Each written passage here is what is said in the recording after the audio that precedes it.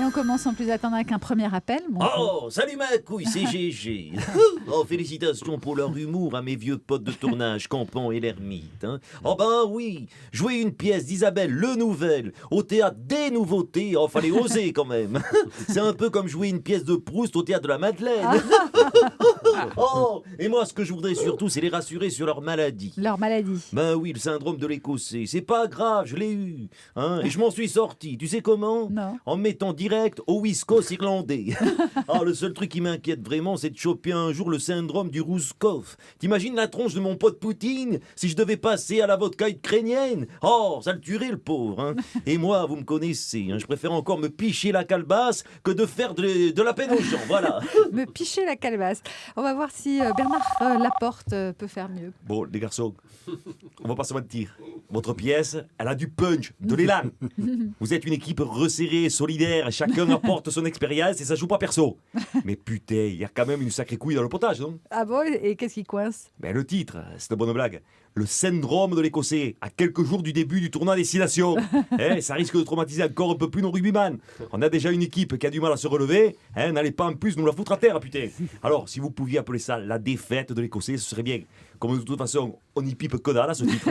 Ça changerait pas grand-chose pour vous. Et Guy Noves, le nouveau sélectionneur, ça lui éviterait d'avoir le trouillomètre à zéro. Alors ok, c'est bon? Oh, on fait comme ça? Allez, merci les millions. Allez, on fait comme ça. Chantal Latsou vient de nous rejoindre. Alors comme ça, Daniela, on invite deux des plus beaux spécimens du théâtre français et on oublie de faire croquer sa petite chanson d'amour. Et non, c'est pas très gentil tout ça.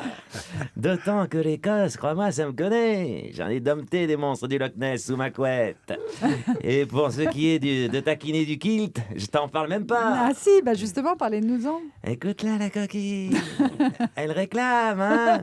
Ça t'excite, les hommes en jupette, hein. Et les gros mollets poilus boudinés dans des chaussettes de laine. T'inquiète pas, t'es pas la seule. Dès qu'elle voit un homme en kilt, tu sais ce qu'elle fait, la Chantal, hein? Elle imagine ce qu'il y a là-dessous. Là-dessous, c'est marrant, non? Ah, qu'est-ce qu'ils en disent, ces invités? Ils rigolent? Ah bien, tant mieux, parce que homme qui rit à moitié dans son lit. Je vais en faire qu'une bouchée de ces gamins, grand fou. Merci Chantal Latsou. On va terminer aujourd'hui avec Frédéric Mitterrand. Bonsoir. Dans les brumes mordorées des rubriques nécrologiques qui se succèdent en ce début d'année 2016 avec la même régularité que les chagrins d'amour dans les comédies sentimentales des années 50. Et puisque nous sommes au lendemain de la disparition des Torres Scola, le génie italien de la mélancolie réaliste transalpine, le pitch de la pièce de vos invités peut résonner comme un hommage.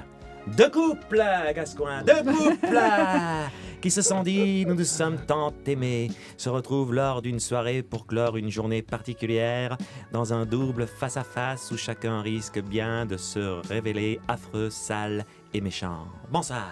Bonsoir Frédéric Mitterrand et merci à Thierry Garcia qu'on retrouvera évidemment demain dans France Bleu Midi ensemble pour Allô les stars.